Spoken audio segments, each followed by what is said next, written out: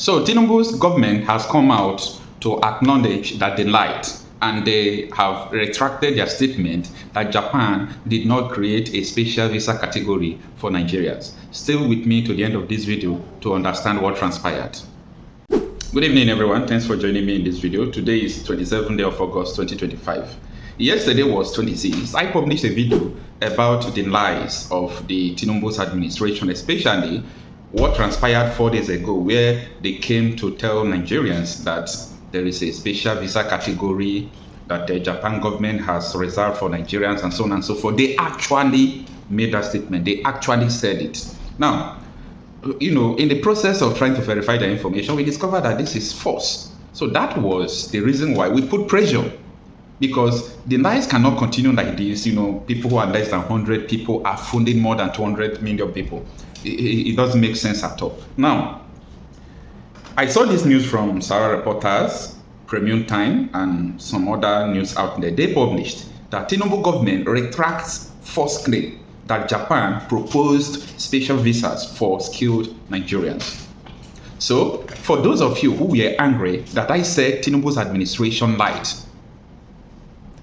how does it look to you now? Does it make sense to you that they have retracted their statement? So if we didn't put pressure, if nobody talks about it, the thing will just go on. They will put it among what they have done for the gullible ones who don't even know their left and right. These lies cannot continue like this. Yes, I am happy that they were able to retract it. That further exposed so many things in Nigeria. In fact, if you have been watching Governor Monike's comedy, it's not just a comedy, it's a lesson. Okay, if you have been watching Governor Monike's lessons on Facebook or other platforms, you would understand that all these things governments are doing, they have edits. So I don't know what transpired in Japan, but for Tinubu's administration to just come out to say that they have a special visa category, they want to claim that they were able to facilitate that. That was my anger. That was where I said, no, these people want to fool, everyone again. All right, let us understand the details of how they retracted the statement. This article is from Sowore reporters, and it reads that the Nigerian government under Bola Tinubu has retracted its claim that Japan will create a special visa category for highly skilled, innovative, and talented young Nigerians who wish to move to Kisarazu to live and work.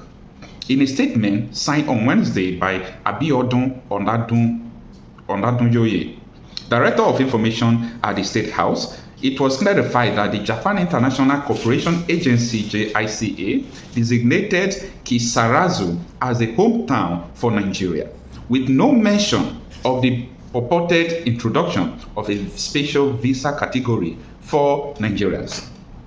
Now, I want to let you know that everything Japan is proposing for Nigerians, especially the Nigerians in Japan, is not because of Nigeria as a nation. It's not because of the credit of the government. It is because of the industrialization and the hard work of Nigerians who are in Japan. I understand that Nigerians in Japan are doing extremely well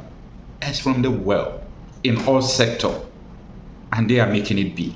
These are the things nations look before they, recommend or talk about foreigners who are in their land. So it's not because of a nation that is far away from them. The article continues. The statement reads, correction, JICA designated city of Kisarazu as hometown for Nigeria. Yes, they did the correction. So when you see that we come out here to make some videos or we say something, we are not saying it because of it. I come out here on this to talk reality out of issues. Everything I do say here on YouTube is nothing but the truth. If I make a video, try to go and verify what I'm saying. So why do you people, especially some persons who are supporters of APC, why do you like to abuse people who are saying the truth because the truth hurts your government? No, it's just a 4 years something for a country that is not working, that a country that I don't believe that is going to work. It's only the truth that can save people from all these things. Now, the article continues that the Japan International Cooperation Agency on Thursday, August 21st, named the city of Kisarazu as the hometown for Nigeria under its newly announced initiative, JICA Africa Hometown, as part of its efforts to deepen cultural ties between the two countries. JICA is a ceremony announced on the sidelines of the 9th Tokyo International Conference of Africa Development, also named the city of Nagoya in Yamagata Prefecture, the hometown of Tanzania, Sanjo in Niigata Prefecture, the hometown of Ghana, and Imabari in Ehime Prefecture, the hometown of Mozambique. Now, let me explain what all these things means. There was no special naming of, Nigeria, as Tinubu administration claims that it was their, initiative and good work that made Japan to do that. Okay, every indigenous people are doing well in Japan, especially from Africa. Japan makes sure. Let me just tell you this: it's an act of inclusiveness, like inclusion, integration of these people into the society.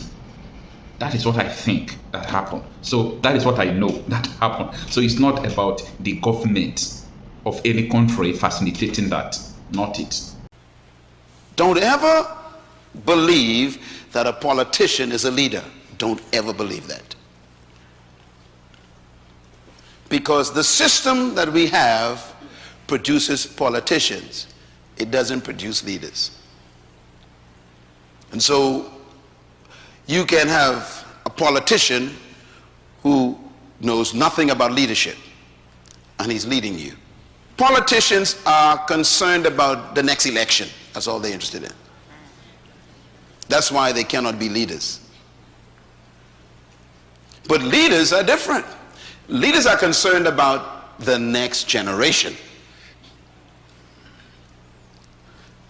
I want you to compare those two thoughts the next time you have a politician come to your house wanting to vie for your vote. Just ask him, what is your vision for my children? I will sit and listen for 20 minutes for you to tell me what it is. He will leave your house because he has no interest in your children's children. His concern is to stay in power, to keep the position, to win the next election. This is why they cannot lead. When you are going to have a conversation with a politician, you should actually try this as a test. You, by the way, as a citizen of a community, you have a right to be seen by the mayor. Hope you know that. If you voted for a mayor, the mayor works for you. Therefore, you have a right to see him. You can make an appointment to see any public officer you voted for. Did you know that? That's your legal right. If he don't want to see you, you can take him to court.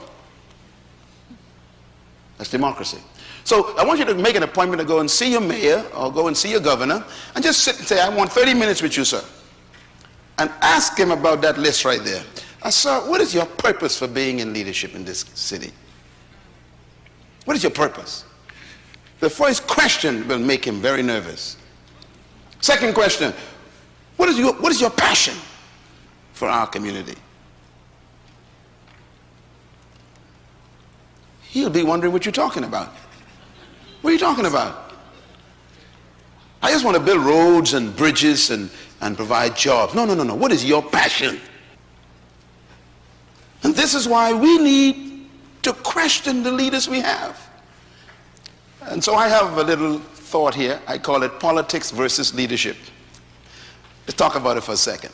Number one, politicians focus on programs, not vision.